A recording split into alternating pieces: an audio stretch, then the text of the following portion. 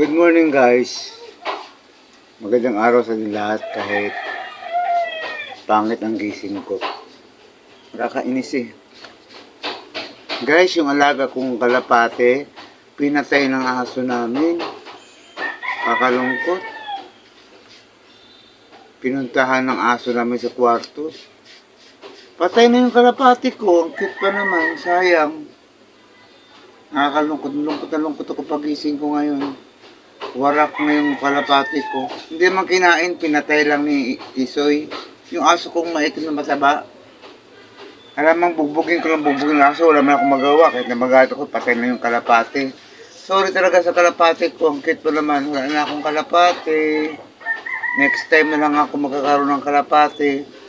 Ay, nakakalungkot. Binigay sa akin sandali lang, ilang araw lang. Pinatay ng aso namin. Yung aso, yung asawa ko na nalungkot na lang gusto binugbog yung aso.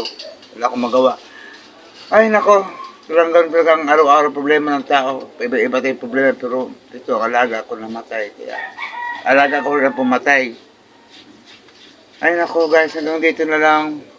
Medyo masama ang aking loob sa aso ko dahil pinatay yung kalapati naming ibon. Sayang, pero wala tayong magagawa. Don't forget guys to like, to follow my reels, share, at huwag niyong kalimutan ang YouTube channel ko. Please, I beg you, all my followers, all kasisi sa lahat ng mga silent viewers dyan, don't forget to follow me. Hanggang sa muli, next video po.